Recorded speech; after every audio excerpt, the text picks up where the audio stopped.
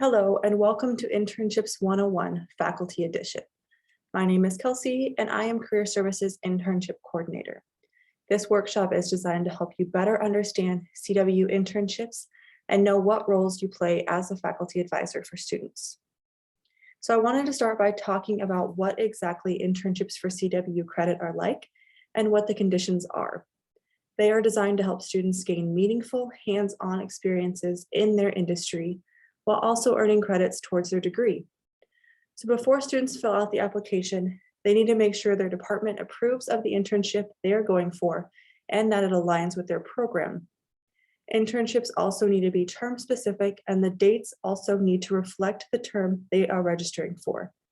There is a lot of flexibility when it comes to internships regarding whether or not they are full-time, part-time, paid or unpaid.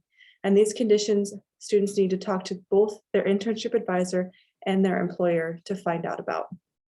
They are also treated the same for the most part as other classes in terms of financial aid, tuition, late fees, credits, etc.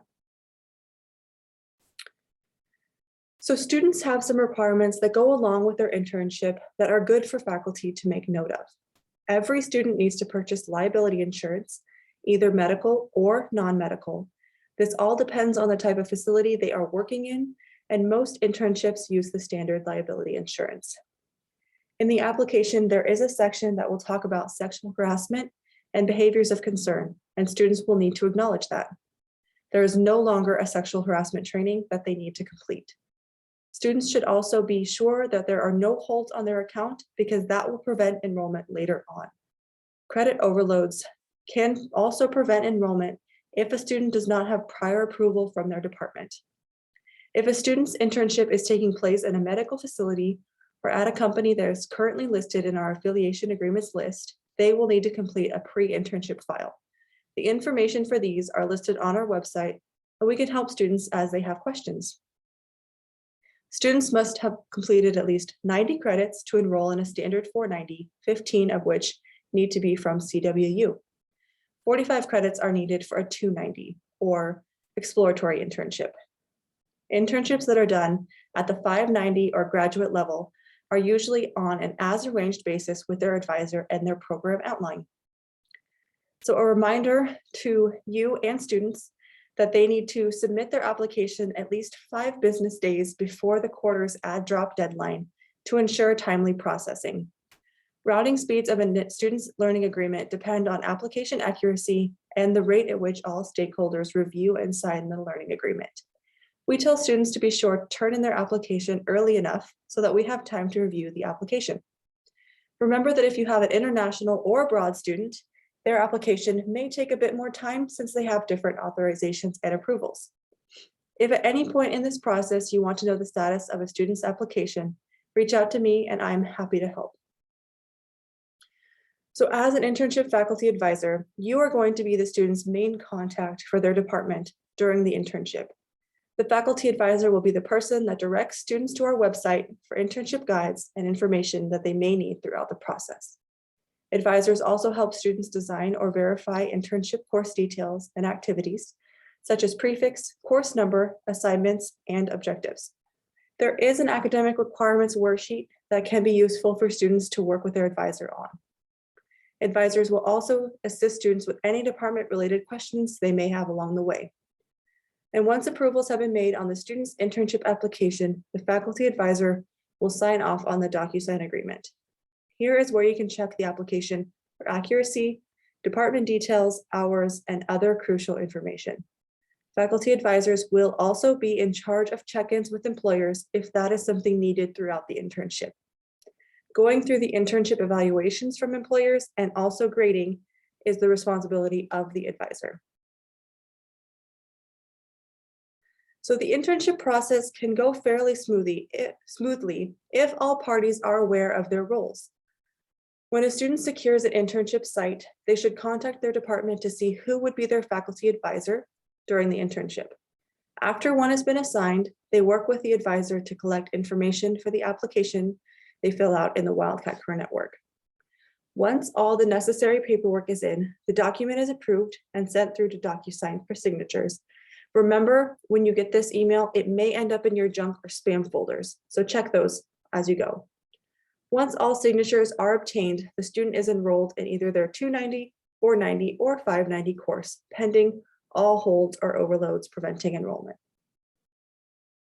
And now I really wanted to show you what the internship application looks like for students so that you get an idea firsthand in real time.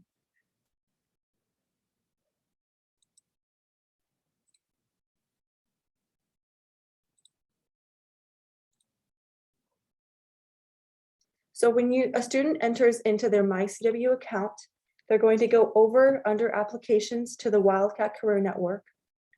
Once in the Wildcat Career Network, they will navigate to the left-hand panel, which will say Internships and Cooperative Learning. Once in here, they will either add a new experience or they can view an old one if they've already been working on one.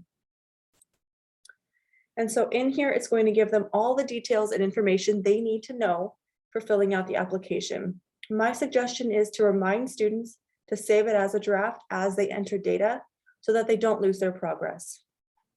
In here, all of the steps that we had talked about in handouts and on our website are right here. So they'll need to verify their eligibility, find an internship site, work with their department, get liability insurance, and then fill out this application.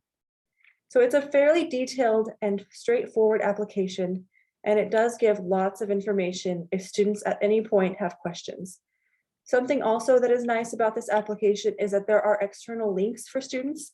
So if they needed to learn something possibly about the department or about maybe what if their internship is an affiliation agreement internship, they can click in here and see the list of all of the affiliation agreements and all of the locations that have one. So as you go, you're going to get more information about the students' details, their dates for their internship and their placement, and then some of the verifications that I talked about as well. You want to make sure that students know to attach their document here. And if they get confused on where to find insurance, they can follow these links directly as well. So keep scrolling through, and at the bottom, just like at the top, it'll have the submit and save as a draft. And remember, I talked about that academic requirements worksheet. Here below is kind of the part where the students will fill out that information. So anything that you work on for objectives, learning activities, they can input in their form. So for the most part, this is fairly straightforward and easy for students to understand. And if at any point in their process they have questions, our contact information is right at the top. They can always reach out and ask questions.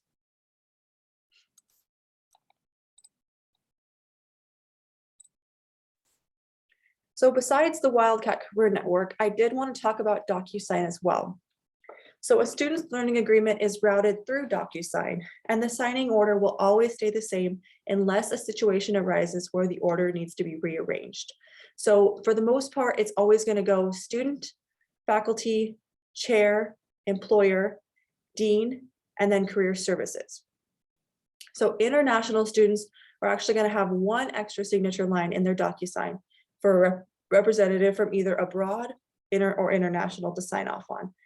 That's normally going to be right before I sign as career services, and it shouldn't hold up the line too far. If you have any questions regarding a student's DocuSign form that cannot easily be found in the system, please reach out to us at any time with questions. We are happy to let you know. And I wanted to put in my contact information in case there are any follow-up questions as well.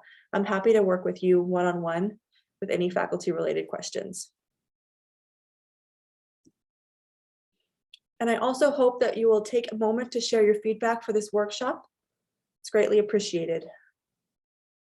Thank you and have a great day.